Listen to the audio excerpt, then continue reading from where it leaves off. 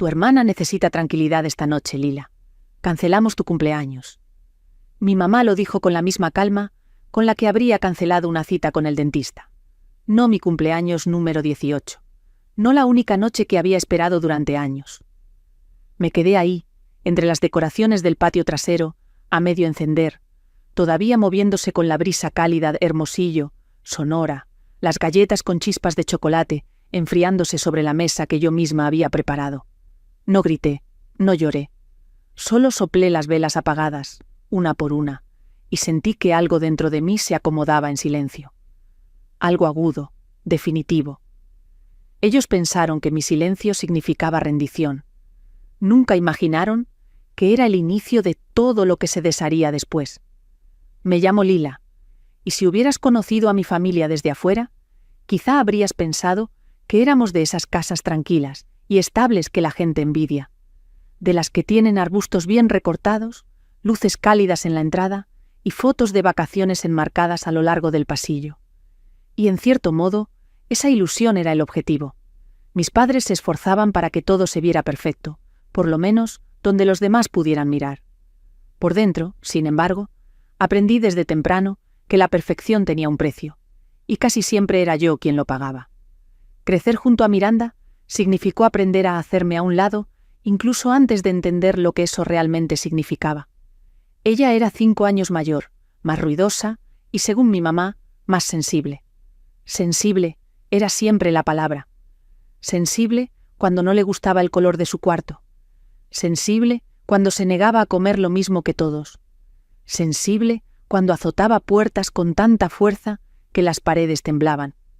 Cada vez que ella se desbordaba, toda la casa se reacomodaba alrededor de sus estados de ánimo. Y yo, callada, adaptable, más fuerte que ella, como le gustaba decir a mamá, tenía que entender. Déjaselo a ella, Lila. Tú eres buena para compartir. Esas palabras me siguieron toda la infancia como una sombra. No creo que mis padres hayan querido enseñarme a ser invisible, pero las intenciones no borran el impacto.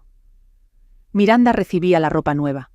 Yo me quedaba con sus prendas todavía en perfecto estado. Ella elegía los programas de la tele. Yo veía lo que quedaba. Ella se quedó con la recámara más grande. Yo con la que, según mi mamá, tenía mejor luz por la mañana. Como si la luz del sol compensara el hecho de sentirme siempre en segundo lugar. Aún así, traté de no guardar rencor. De verdad lo intenté. Me repetía que todas las familias tenían sus desequilibrios, y que, si tenía paciencia, algún día las cosas se equilibrarían. Durante mucho tiempo, esa creencia me sostuvo. Pero cumplir 18 se sentía como un hito, un momento que me pertenecía. Mis padres incluso habían sugerido hacer una celebración en el patio, algo pequeño pero significativo. Yo ayudé a comprar las decoraciones, acomodé las luces, horneé galletas con una receta que mi abuela me había enseñado. Por primera vez, parecía que el foco podía moverse, aunque fuera un poco, hacia mí. Tal vez por eso el vacío dolió tanto. Los platos intactos, el teléfono en silencio, el sol ocultándose detrás de la barda, mientras yo esperaba a personas que nunca llegarían. Porque la verdad me golpeó mucho, antes de que mamá dijera las palabras en voz alta. En esta familia, ni siquiera mi cumpleaños número 18 podía ser realmente mío. Cuando el cielo se volvió completamente oscuro, el patio se sentía como un escenario, después de que los actores abandonaron la obra. Las serpentinas se agitaban en el aire tibio, las luces zumbaban suavemente sobre mi cabeza, y cada parte de mí intentaba entender el silencio. Seguí revisando mi teléfono, actualizando mis mensajes, convenciéndome de que debía haber tráfico o una confusión con la hora. Cualquier cosa menos esto, pero no llegó nada. A las 9 el silencio se volvió demasiado ruidoso como para soportarlo, así que por fin entré a la casa. Mis padres estaban recostados en el sillón, la televisión proyectando un resplandor pálido sobre sus caras. No se sobresaltaron al verme, solo parecían ligeramente molestos, como si hubiera interrumpido algo importante. ¿Dónde están todos?, pregunté, con la voz más débil de lo que quería. Daniel ni siquiera levantó la mirada del control remoto. «Cancelamos la fiesta, Lila. ¿Sabes lo delicada que está Miranda ahora?» Los miré, esperando un remate que nunca llegó. Cancelaron mi cumpleaños número 18, porque Miranda está molesta por no haber podido ir a su viaje. Elisa suspiró como siempre que pensaba que yo estaba exagerando. Ha estado llorando desde hace 2 días. ¿Sabes lo difícil que ha sido esta semana para ella? No sabía si reír o gritar. Tiene 23, yo soy la que cumple 18. Antes de que cualquiera pudiera responder, unos pasos sonaron en las escaleras. Miranda apareció envuelta en una bata de satén, el cabello perfectamente cepillado, a pesar de su supuesto colapso. Se recargó en el barandal como si nos hiciera el favor de presentarse. «¿Qué pasa con los gritos?», preguntó, con la voz cargada de aburrimiento. «Me estás estresando». Algo dentro de mí se quebró, no de forma estruendosa, no explosiva, pero sí de manera precisa. «Cancelaron mi cumpleaños por su berrinche», dije señalándola. Miranda parpadeó despacio y luego sonrió de lado. «Si yo no puedo divertirme hoy, tú tampoco. Es empatía básica». Empatía. La palabra cayó como una bofetada. Durante años me habían pedido que empatizara con sus estados de ánimo, sus deseos, sus crisis, pero nunca le habían pedido a ella que empatizara con los míos. «Ya terminé», susurré, más para mí que para ellos. La habitación se quedó en silencio durante un instante, lo suficientemente largo como para que todos sintieran el cambio. Entonces sonó el timbre. Nos quedamos inmóviles. El rostro de Elisa se puso pálido, y Daniel por fin le bajó el volumen a la televisión. Miranda rodó los ojos, claramente irritada por otra molestia a su comodidad. Pero cuando abrieron la puerta y vi quién estaba ahí, mi abuelo, Eduardo Stern, firme, observando la escena de un vistazo, supe que la noche estaba a punto de cambiar de rumbo. Y por primera vez, deseé que así fuera. Eduardo ni siquiera entró al principio. Se quedó en el marco de la puerta, alto y sereno, escaneando nuestros rostros como si ya supiera que había llegado a un desastre. Sus ojos se detuvieron en la bata de Miranda, en la pantalla silenciosa del televisor de Daniel, en las decoraciones intactas todavía visibles por la puerta corrediza que daba al patio. «¿Qué está pasando aquí?», preguntó, con la voz baja pero lo bastante afilada como para cortar el aire. Nadie respondió, así que me miró a mí. Yo no intenté esconder el enrojecimiento alrededor de mis ojos, ni el leve temblor de mis manos. Por primera vez, no sentí la necesidad de proteger la imagen de la familia. «Cancelaron mi cumpleaños», dije en voz baja, porque Miranda estaba molesta. La expresión de Eduardo se oscureció.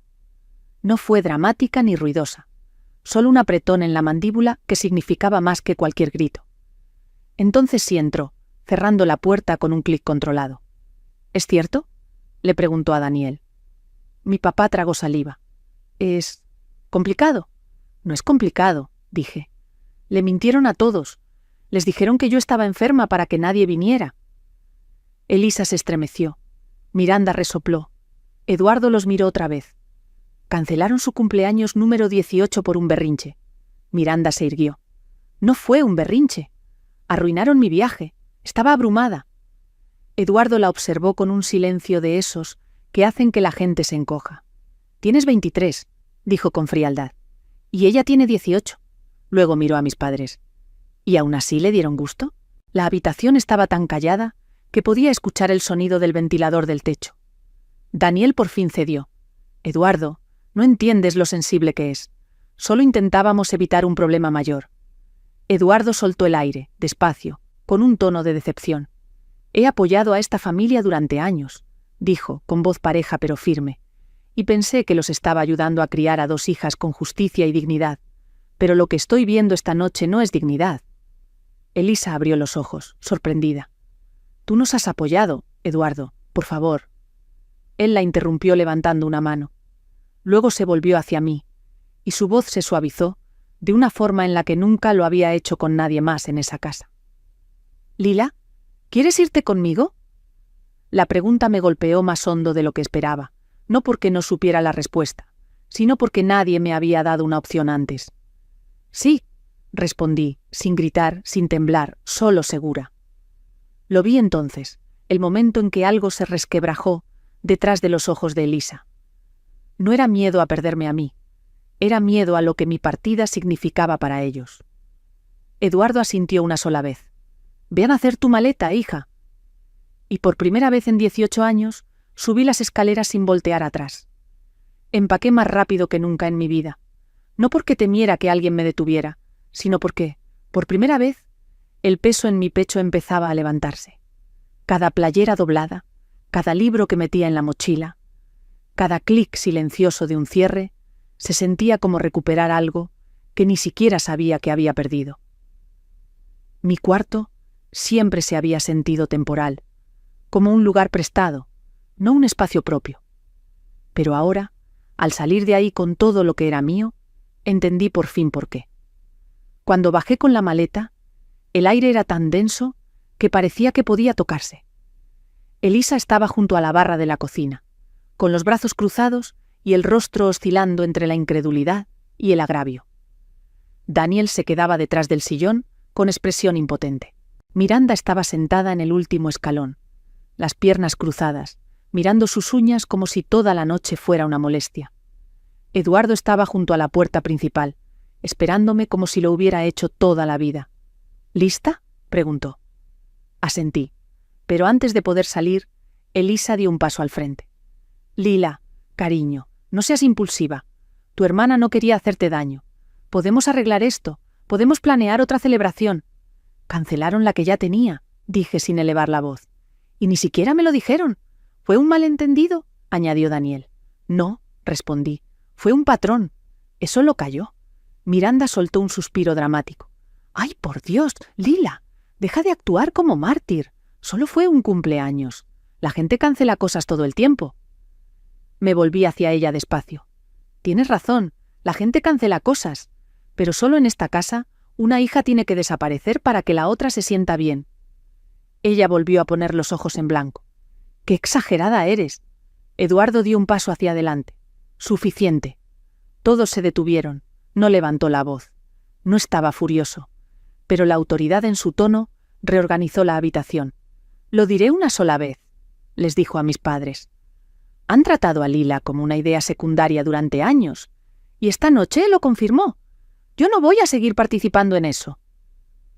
El rostro de Daniel se puso pálido. Los labios de Elisa se entreabrieron, lista para suplicar. Eduardo, no, repitió él simplemente. Esto no es una negociación. Señaló la puerta y yo los seguí hacia afuera. El aire de la noche se sentía más fresco que antes, más suave sobre mi piel, como si el mundo mismo estuviera abriendo una puerta nueva. Pero no había terminado, ni por poco. Porque a la mañana siguiente, mi teléfono empezó a vibrar sin parar. Al principio fue: «Lila, por favor regresa a casa para que hablemos. No quisimos que las cosas se pusieran tan emocionales». Luego, un mensaje de Daniel: «Tu mamá y yo queremos disculparnos. Miranda está muy frágil en este momento. Estábamos tratando de manejar todo lo mejor que podíamos». Frágil, claro. Después, como era de esperarse, Miranda: «Estás arruinando a toda la familia por una fiesta. Madura, Lila». No respondí a ninguno. Eduardo me preparó el desayuno. Huevos, pan tostado, un plato de fruta que él mismo cortó. Todo se sentía tranquilo, estable, una vida que tenía sentido, una vida que no giraba alrededor de los berrinches de alguien. «Aquí estás segura», me dijo, «el tiempo que necesites». Durante una semana viví en paz, sin gritos, sin caminar de puntillas, sin estar pendiente de los humores de alguien más. Caleb me acompañaba de regreso de la escuela todos los días, cuidándome sin hacer preguntas. Eduardo me ayudó a revisar universidades y becas, orgulloso de cada paso que yo daba. Pero mis padres no se detuvieron, escalaron. «Te extrañamos, queremos arreglar las cosas, tu lugar está en casa». Y luego por fin: «Si quieres regresar, dinos qué necesitas de nosotros». Así que lo hice. Les mandé un solo mensaje: «Miranda tiene que mudarse definitivamente». No se trataba de venganza, era claridad. Si volvían a elegirla a ella, incluso cuando eso significaba perderme a mí, entonces tendría mi respuesta definitiva. Daniel respondió primero: «Lo podemos platicar». Luego Elisa: «Solo queremos que la familia vuelva a estar unida». Pero Miranda no respondió nada. Siguieron 2 días de silencio. Al tercer día, mientras caminaba con Caleb de regreso de la escuela, un coche plateado estaba parado junto a la banqueta. El estómago se me hundió en cuanto vi quién estaba recargada en él. Miranda. Se separó del cofre en cuanto me vio. «Tenemos que hablar». «No sin él», dije señalando a Caleb. Ella le lanzó una mirada de desprecio. No voy a hablar con tu perro guardián. Entonces no vas a hablar conmigo, respondí. Su mandíbula se tensó. Estás destrozando a mamá y a papá. Están hechos un desastre. No han dormido. Están aterrados de que el abuelo vaya a dejar de apoyarlos. Me detuve. ¿Aterrados de perder dinero? No aterrados de perderme a mí. ¿Estás tergiversando las cosas? No, estoy diciendo la verdad. Fue entonces cuando se descontroló por completo. Se me echó encima y me agarró de la muñeca. Caleb se interpuso de inmediato, separándola de mí con facilidad. «Aléjate», le dijo. Pero Miranda, en perfecta versión Miranda, decidió escalar todavía más. «¿Ahora crees que eres mejor que yo? ¿Solo porque vives con el abuelo? Sin esta familia no eres nada». Yo no era nada en esta familia, dije. No grité, no lloré, pero levanté la mano y le di una advertencia clara. Si me vuelves a tocar, voy a llamar a la policía. Sus ojos se abrieron, no por miedo, sino por la incredulidad de que alguien, por fin, le pusiera un límite. No volvió a seguirnos después de eso, porque entendió que esa línea no se iba a mover. Esa noche le conté todo a Eduardo. Él quiso llamar de inmediato a la policía, pero yo negué con la cabeza. «Ya entendió», dije. «Eso basta». Me miró durante un largo momento y luego asintió. «Estoy orgulloso de ti». 2 días después, mis padres por fin respondieron a mi ultimátum, y su mensaje me dijo todo lo que necesitaba saber. «Hemos decidido que Miranda seguirá viviendo con nosotros. Nos has demostrado que no se puede confiar en ti. Eres manipuladora, envidiosa e ingrata. Solo queríamos que volvieras para que nos ayudaras a arreglar las cosas con Eduardo, pero saldremos adelante sin ti». Las palabras no dolieron, solo confirmaron lo que había sabido durante años, así que los bloqueé, y por primera vez en mi vida, el silencio se sintió como libertad. Miranda intentó publicar algo en redes sobre hermanos tóxicos, pero le salió al revés de inmediato. Todos sabían la verdad ya. Todos los primos, todas las tías, todas las personas que antes llenaban nuestra casa con conversaciones en las fiestas. Todos se fueron alejando de mis padres. La imagen de la familia perfecta no sobrevivió ni 2 semanas sin que yo sostuviera mi parte. La caída fue lenta y luego repentina. El despacho contable de Daniel perdió clientes. Elisa se alejó de sus amigas. Miranda eventualmente se mudó, no por elección, sino porque la casa se hacía pequeña bajo tanta tensión. Y yo lo vi todo desde lejos, en silencio, sin intervenir, sin satisfacción, o quizá con una clase de satisfacción que no necesitaba reflectores, porque yo no destruí su vida. Simplemente salí del espacio en el que me habían mantenido atrapada, y el vacío reveló lo que ya se estaba resquebrajando mucho antes de que yo me fuera. La vida en la casa de Eduardo tomó un ritmo tan suave que casi parecía irreal. Las mañanas eran luz tranquila entrando por las ventanas de la cocina, el olor del café recién hecho, el suave raspar del periódico de Eduardo sobre la mesa. Nada de puertas azotadas, ni discusiones en susurros detrás de las paredes, ni caminar sobre cáscaras de huevo, anticipando el humor de alguien más. Por primera vez, mis días me pertenecían. Me concentré en la escuela, en las solicitudes, en un futuro que nunca me habían permitido imaginar. Cuando llegó mi carta de aceptación de una universidad en el norte de México, en Sonora, Eduardo me abrazó como si le hubiera dado una segunda vida. «Te lo ganaste», dijo. «Cada parte de esto te la ganaste tú». Caleb me llevó en coche a conocer el campus un fin de semana, y el viaje se sintió extrañamente simbólico. Carretera abierta, bosques de pinos, sin desvíos de regreso al dolor antiguo. No teníamos prisa por nada, pero estar con él hacía que todo se sintiera más ligero, más firme, alguien que no necesitaba que yo me encogiera para que otros pudieran respirar. Mientras tanto, las noticias sobre mis padres me llegaban en pedazos pequeños, a través de parientes que aún hablaban con Eduardo, de amistades que habían visto a Miranda mudando cajas a un departamento diminuto al otro lado de la ciudad. La imagen perfecta que habían tratado de construir durante años se había resquebrajado más allá de lo reparable. No se arruinaron en un sentido dramático, solo se fueron deshaciendo, en silencio, de manera natural, exactamente como yo había salido de ahí. No lo celebré, no publiqué nada, no mandé ni un solo «se los dije». Ese no era el punto. Viéndolo desde lejos, me di cuenta de algo simple y sorprendente. Ya no quería venganza, solo quería paz, y la tenía. Una tarde, sentada en el patio trasero de Eduardo, miré la línea de los cerros brillando bajo el sol poniente, y sentí que algo se aflojaba dentro de mí, un último hilo que se rompía. Irme no me destruyó, me reconstruyó. Si hay algo que aprendí, es esto.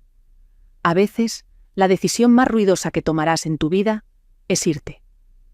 Mis padres pensaron que mi silencio significaba rendirme, pero se convirtió en el único límite que no pudieron retorcer ni ignorar. Y cuando salí de su sombra, mi vida por fin empezó a sentirse como mía, firme, sencilla, real. Si alguna parte de mi historia te resulta familiar, ten claro esto. No eres exagerada, no eres desagradecida y no estás sola. Comparte tu historia en los comentarios.